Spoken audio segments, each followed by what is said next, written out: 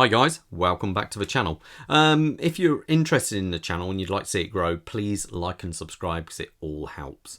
So anyway, what do we have here? We have, this is a first for the channel. This is a brand called MeisterSinger.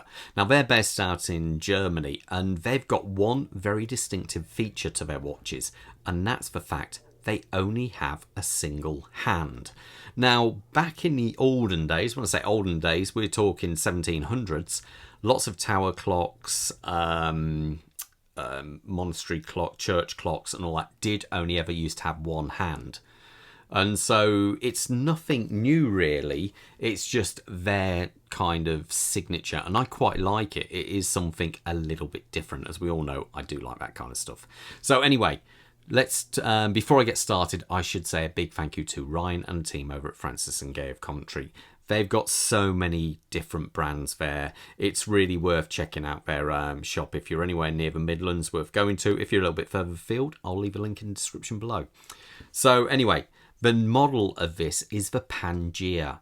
Now this is a day date ivory model, and I think it does look really classy. It's got a really classical look to it, I think, this one. Sizes of this is 40 millimeters by, I know the website does say it's 10.5, but they don't measure the crystal. I'm actually getting a real world measurement of 11.9.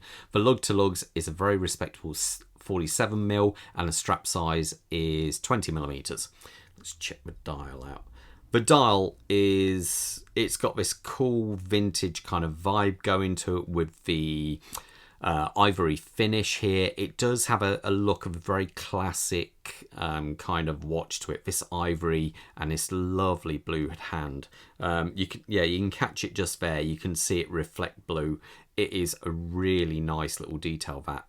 Now, I know a lot of people are going to be saying, well, how on earth do you read the time on this watch? Well, to be fair, it is pretty straightforward. Every single one of these markers between the hour markers 2 and 3 there is divided up into 5s.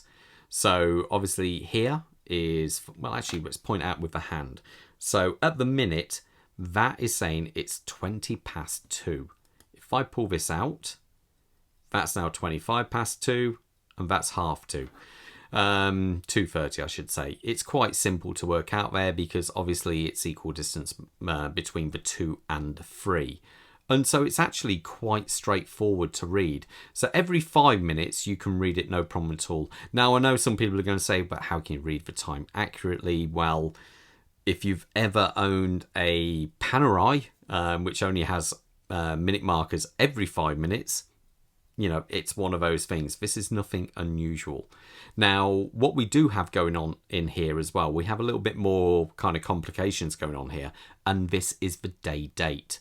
Now, at the minute, that is indicating 14th May. Sorry, May. Did I say May? Monday the 14th. Excuse me.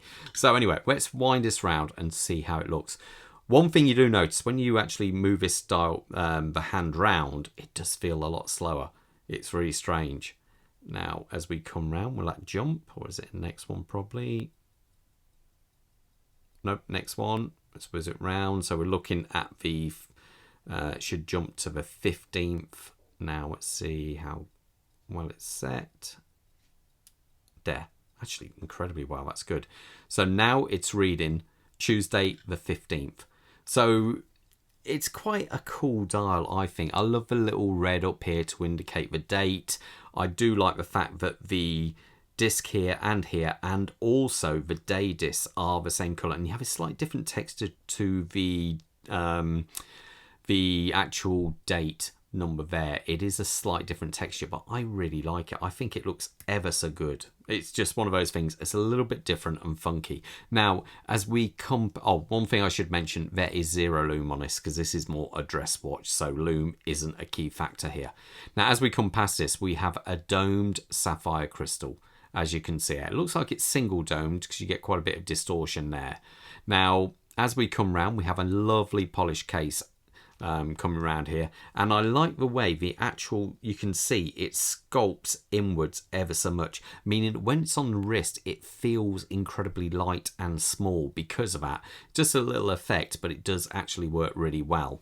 Now we have a big kind of, well, it's not quite an onion crown, but you get the idea here.